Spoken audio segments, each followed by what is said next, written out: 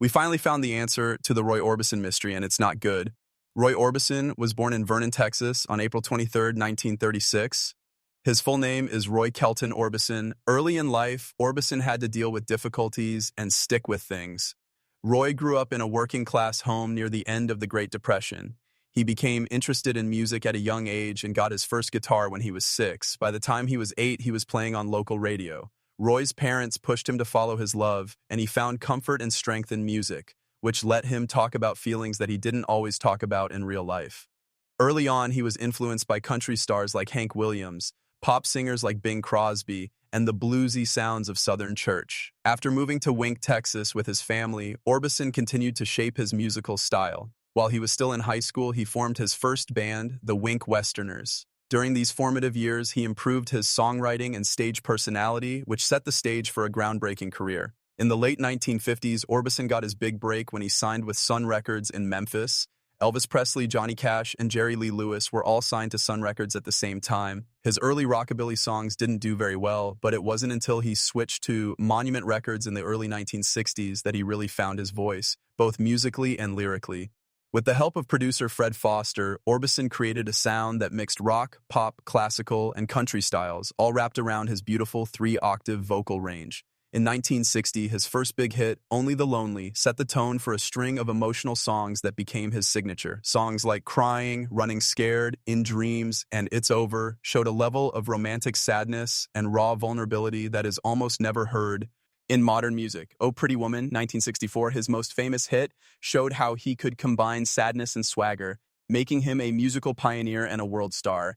The lyrics in Roy Orbison's songs were what made him stand out, not just the power of his singing. During a time when rock and roll often praised carefree youth and defiance, Orbison sang about broken hearts, lost loves, and empty nights. People all over the world connected with his songs, who heard themselves in his songs and saw their own pain and hope. Many people called him the Caruso of rock, or the Big O, because he always wore black and never showed any emotion behind his signature dark glasses. Even though he wasn't as famous in the 1970s, Orbison never stopped making music and performing. In the 1980s, there was a huge boost in his success. From a new generation of artists who say he was a big effect on them, he was admitted into both the Rock and Roll Hall of Fame and the Songwriters Hall of Fame in 1987. Bruce Springsteen and Bob Dylan both called him one of the best singers of all time. Orbison also went back to the studio in the same decade and made a big splash with a touching and beautifully arranged duet called That Lovin' You Feelin' Again, which she recorded with Emmylou Harris, a major country rock star. The song was praised by both reviewers and listeners alike for its beautiful harmonies and deeply moving delivery. It won a Grammy Award in 1981 for Best Country Performance by a Duo or Group with Vocal. This was one of the best times in Orbison's later career, and it confirmed his status as a major figure in American music. The award was especially important to him because it showed that he had successfully moved into modern styles while still staying true to the heartbreaking romanticism that had made his earlier work famous.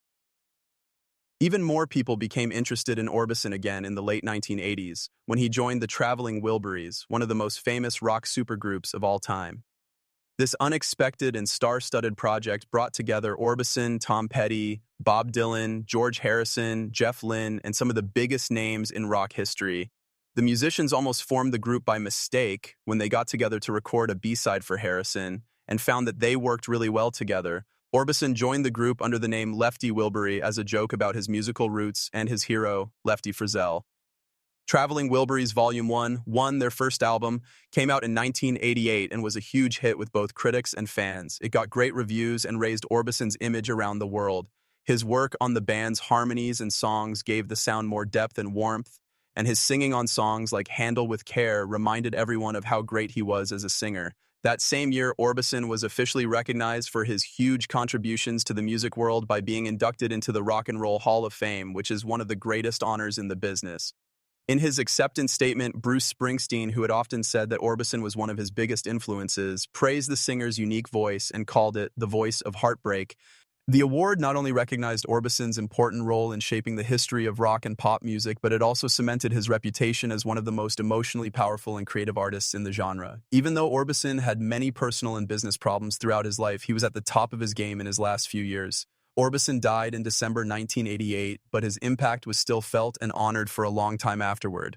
A deluxe version of his last studio album, Mystery Girl, came out in 2014 to mark the album's 25th anniversary. A tape called The Way Is Love that had never been heard before was one of the most moving and important additions. This track was made even more moving by the fact that Orbison's sons Wesley, Roy Jr., and Alex helped finish it using the original voice recording of their father. This song was made into a polished and hauntingly beautiful tribute by producer John Carter Cash and Jeff Lynne. It connected the past and the present, father and son, heritage and the future. Fans got a new look at Orbison's art when The Way Is Love was added. It was also a sweet reminder of how timeless his music is. Roy Orbison married his high school love, Claudette Frady, when he was 21 years old. Claudette was 16 years old and stunned everyone with her beauty. Their fast-growing love had grown quickly, and even though they were different ages and Orbison's business was just starting to take off, he was deeply in love. Claudette became Roy's muse and inspired many of the pieces he would write later. Their relationship had both fire and trouble, like many young love stories do. Still, they started to build a life together, and their marriage produced 3 kids.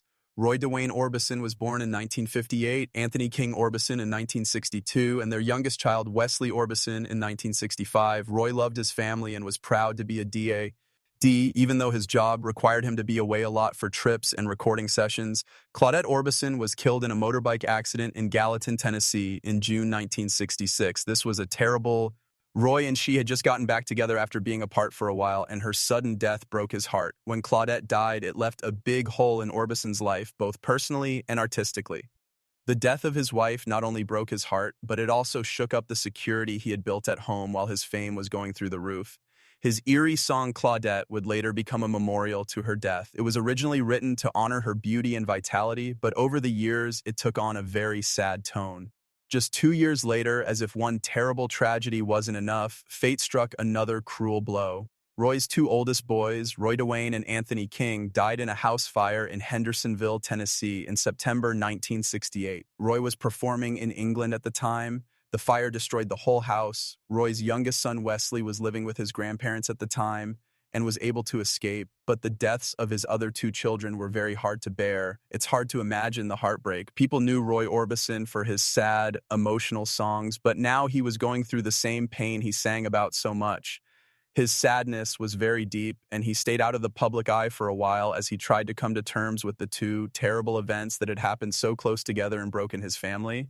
In the middle of all this sadness, Roy Orbison met Barbara Jacobs, a German-born music producer, while he was in the UK on a business trip. Their link happened right away, and Roy felt deeply healed. They got married on March 25, 1969, which was a big event in his life.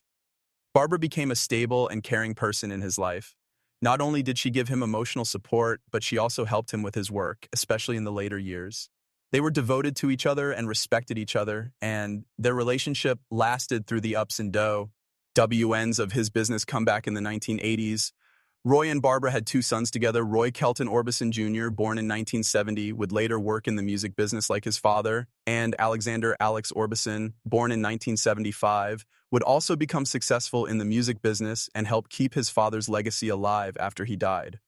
Barbara stayed by Roy's side until he died too soon in 1988. Later, she spent the rest of her life making sure that his music and memory would live on by overseeing releases after his death, controlling his estate, and making sure that everyone would never forget the man with the dark sunglasses and the high operatic voice. Roy Orbison's personal life was full of love, loss, strength, and leaving a memory, even through all of his problems. A sad story that will stay with you as long as the songs he left behind. Roy Orbison had one of the most mysterious and hauntingly beautiful sounds in rock and roll history. For decades, his fans have been confused by the strange contradictions in his life. Many bad things happened to him, and even though he was famous, he seemed like a ghost. He wore dark sunglasses on stage and had jet black hair. His voice soared across octaves and was filled with raw emotional vulnerability. Orbison looked like an open wound that was hidden in plain sight, but there was always a sense of mystery around him, his personal problems, and especially the deep sadness that seemed to come from his music. For years, people made guesses about what the famous picture really meant. Was it just grief over a personal loss, sensitivity to art, or something more sinister? The veil has finally been lifted after years of rumors, biographies that looked into him, found personal letters, and talks with people who were close to him. But instead of putting things to rest, the truth that has come out has been very upsetting